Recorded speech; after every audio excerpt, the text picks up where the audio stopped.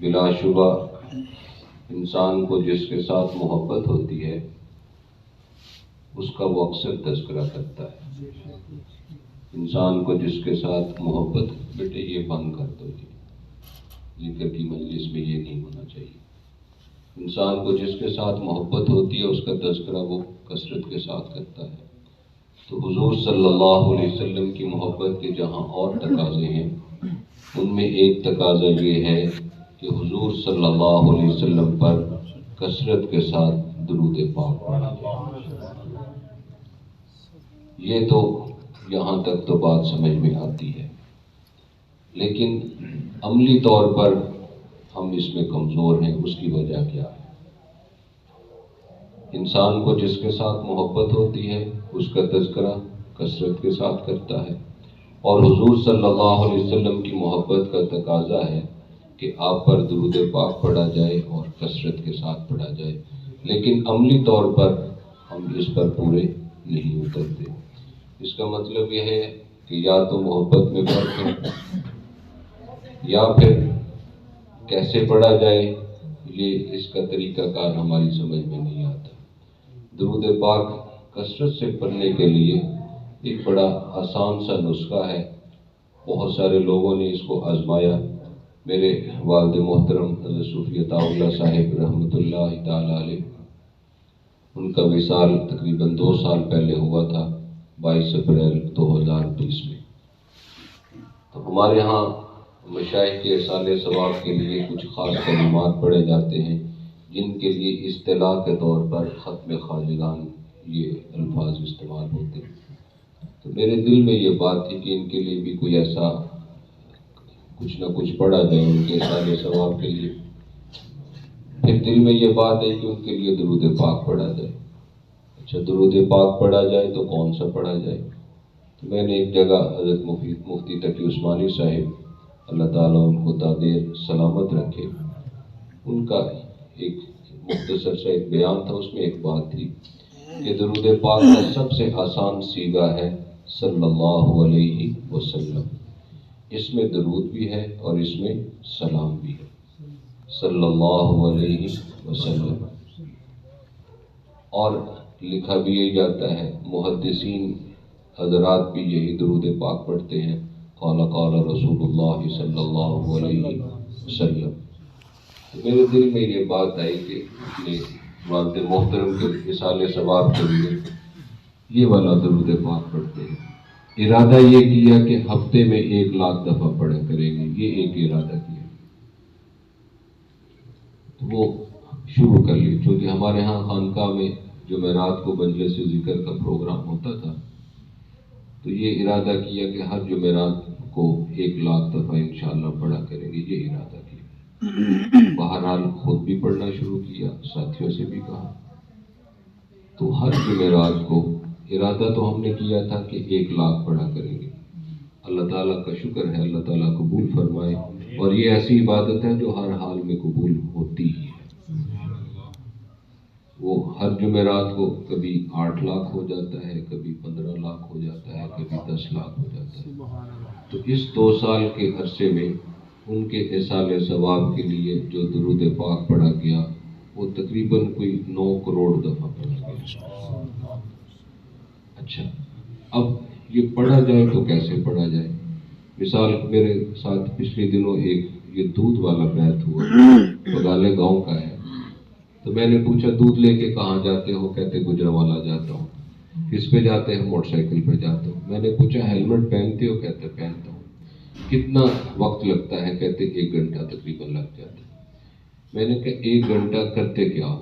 Motor cycle تو تم نے ہاتھ کے ساتھ چلانا ہے، پاؤں کے ساتھ چلانا ہے، زبان تمہاری بالکل فارغ ہے، کیا کرتے ہو؟ کہتے جی کچھ بھی نہیں، بس خیال اور سوچنا، بس لوگوں کو دیکھ لیا ادھر ادھر اور کچھ۔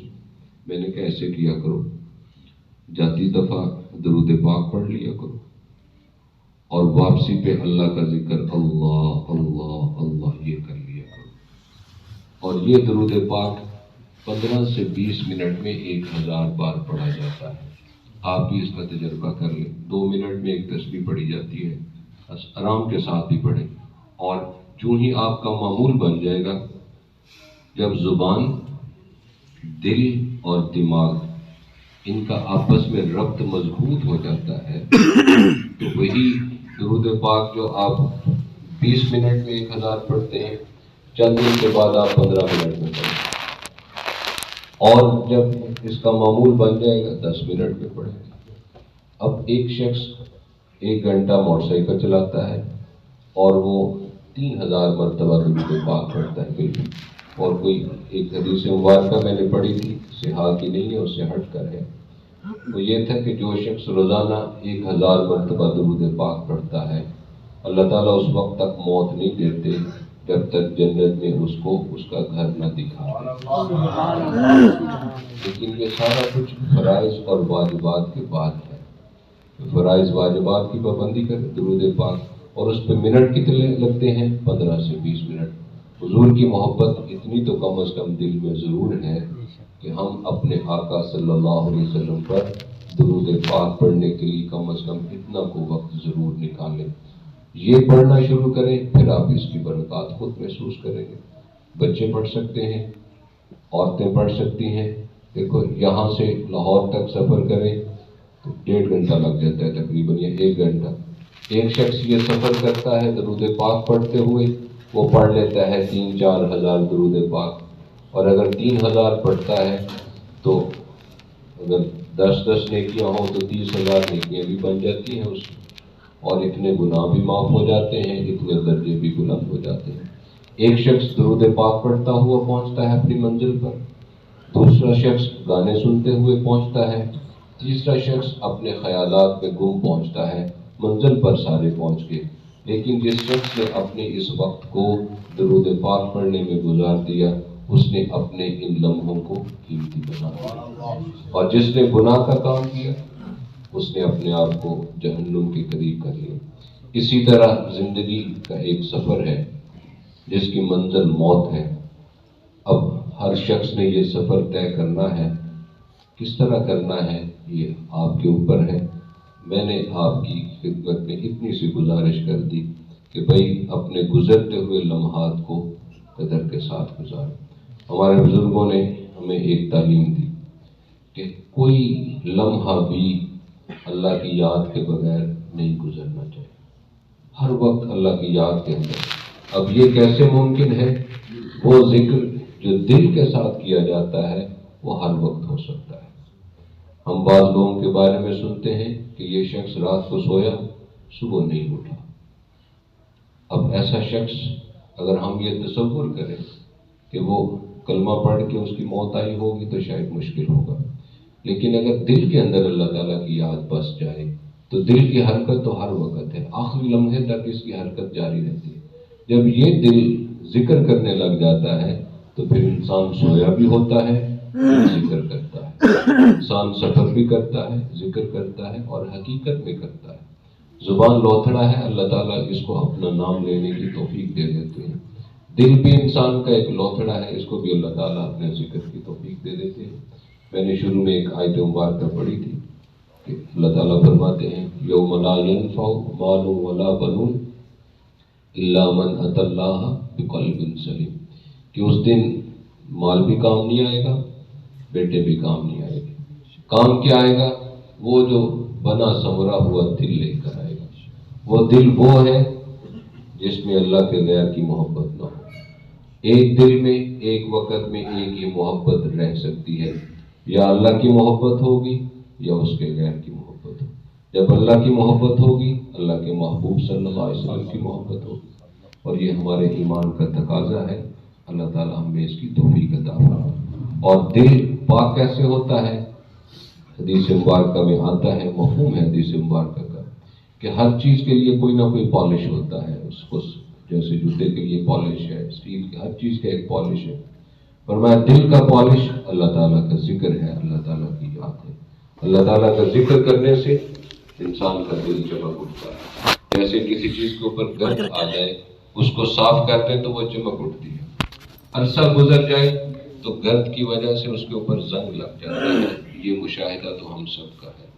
اسی طرح جب ہمارا دل اللہ کی یاد کی طرف مائل نہیں ہوتا تو پھر اس کے اوپر پہلے تو گرد پڑتی ہے، جب اس کو صاف نہیں کریں گے پھر وہ زنگ کی صورت بن جاتی ہے، اور پھر ایک وقت ایسا آتا ہے کہ نصیحت کی بات انسان کے اوپر اثر نہیں کرتی، وہ حالت بڑی خطرناک ہے۔ اللہ تعالیٰ اسے اپنی پناہ میں رکھے۔ جس شخص کو فکر ہوگی کوشش بھی کرے گا۔ اور تیسری بات، انہوں نے فرمایا کہ یا اللہ موت اس حالت میں ہے کہ زبان پر حضور صلی اللہ علیہ وسلم پر درود پاک پڑھتے ہو۔ میرا خیال یہ ہے کہ جو آخری وقت میں کلمہ نصیب ہوتا ہے وہ اختیاری نہیں ہوتا، بے اختیار انسان کی زبان پر جاری ہو جاتا ہے۔ اب بغیر اختیار کی کون سی چیز جاری ہوتی ہے انسان کی زبان پر؟ جس کے اوپر اس کی کثرت ہو۔ ہمارے ایک ساتھی ہیں بیک پہ، وہ درود پاک پڑھتے ہیں بڑی کثرت کے ساتھ۔ وہ شخص صبح تہجد کے وقت اٹھتا ہے، فجر سے پہلے اٹھتا ہے، سارا دن حضور صلی اللہ علیہ وسلم پر درود پاک پڑھتا رہتا ہے۔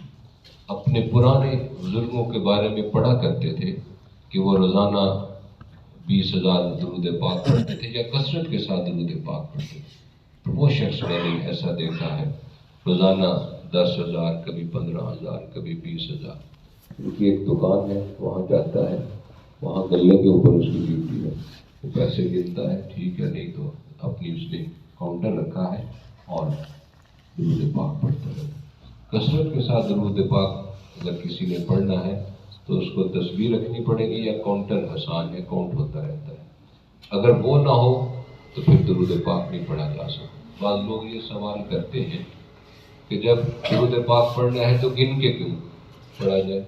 اگر اللہ کا ذکر کرنا ہے تو شمار کر کے کیوں کیا جائے؟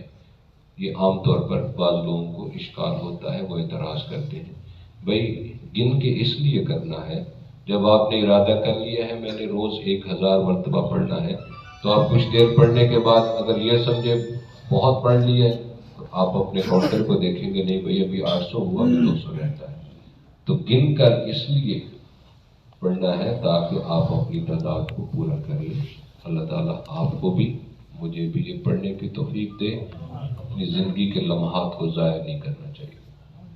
پھر اس شخص نے مجھے ایک دن اپنی ایک کیفیت بتائی، عرض آپ کے سامنے صرف اس لیے کر رہا ہوں تاکہ ہمارے دل میں بھی یہ شوق پیدا ہو۔ وہ کہنے لگے جی ایک دن میرے ساتھ بڑا عجیب معاملہ ہوا۔ میں نے کہا کیا ہوا؟ کہنے لگے رات 1 بجے میری آنکھ کھلی تو میرے دل سے صلی اللہ علیہ وسلم کی آواز آ رہی، میرے دل سے یہ آواز آ رہی۔ اب یہ چیزیں اختیاری نہیں ہوا، یہ کثرت کا نتیجہ ہوا۔